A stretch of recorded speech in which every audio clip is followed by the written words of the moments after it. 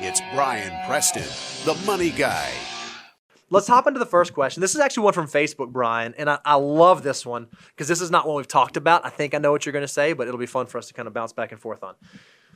Philip said, I'm sure it's been discussed, but I'm concerned that I'm missing out on Bitcoin because it did not fit my profile, and without intrinsic value or full adoption, it seems like more of a gamble than an investment. I'm also not a currency trader, so I've stayed away. Do I need to add Bitcoin to my mix? I had this exact conversation last night at 8 p.m. with a friend. I had it Sunday night at, I told you I went to that Hanukkah party in the neighborhood. I get this asked everywhere, and that always shows me that there's a trend going on. Because look, the typical person you come to at a cocktail party, a holiday party, a relative, it's always how do you cut a corner off of that whole wealth creation process? Tell me how I can do it. So, and I think there's always a little bit of FOMO that gets people, because we know the basic concept of investing is you buy low, sell high. We even have that TikTok video where somebody says, "Hey, I figured out the secret. All you gotta do is buy low and sell high." That's it. And you're like, "Oh man, if it was only that easy." Because how do you know when you're buying low and how do you know when you're selling high? Because there sure are a lot of people that pile into something. I always tell you need to understand the intrinsic value of something. You need to know what you're getting out of it so you can start turning that emotional stuff into something that you can actually boil down to value to know if you're getting a good deal on the investment.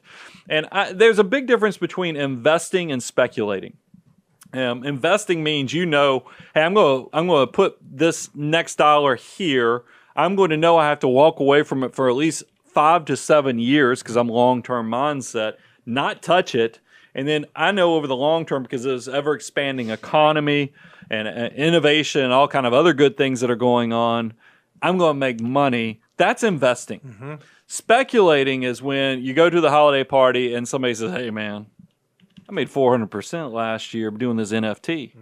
Or I got into Bitcoin at the right time. Early. I mean, these are the things, and that's speculating when you're going momentum, where you're gambling. There's not much difference when you're doing that, because that is money. And look, I'm not saying you can't do that. I'm not the teetotaler here that's saying no speculating in your life. I'd be a hypocrite if I said that. But it is one of those things you need to understand. Huge mental difference between investing and speculating.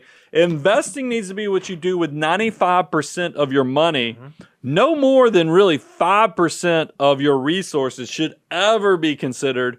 And I even think that's aggressive to consider for speculating. And he said something. Philip said, "I feel like I'm missing out on the currency of Bitcoin." You realize, I know Bitcoin calls itself a currency, but it is officially classified more as a commodity because it's not the dollar. I'm going to wake up tomorrow. It's not going to have a 15 to 20%. I got a just last week, I got a blast notification from one of the financial things I'm subscribed to, and it said, "Bitcoin officially hits bear market status."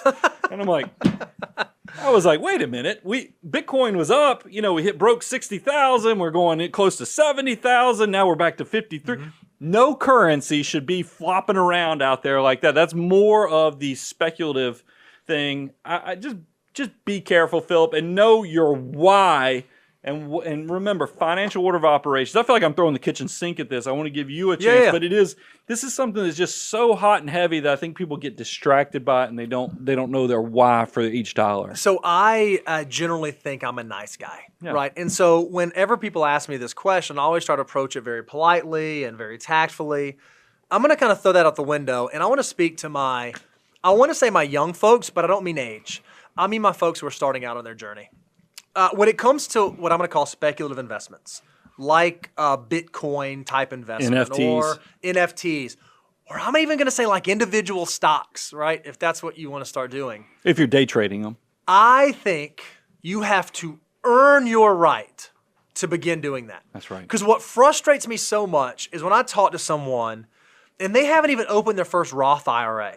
Or maybe they own a business, but they've never even done a SEP IRA contribution. Great point. But they got some cash built up. Like, hey, man, I got this cash. Should I get on that Bitcoin thing? I'm like, no. No, you should not. No, you should not. It's, you have to earn your right to be able to invest that way by making sure that you have the early stuff taken care of. So you should go through Have I maxed out my Roth IRA? Am I putting money in my retirement account? Do I have an emergency fund? Do I have a state doc? Have I done all the other meat and potatoes so that then if I kind of want to play with some dessert, I can play with some dessert? Bitcoin, AMC, speculative investments, fill in the blank. I'm going to quote Charles LeMaire here. That should be your vacation money, not your eating money. And if you're doing it with your eating money, you're getting it wrong. You are out of whack. Do not start there. Put in the time, put in the hard work, and then you can start doing that kind of stuff. I love it. That was great. That was great. Just get so frustrated. My young people. Amen. My young people have so much opportunity. Man,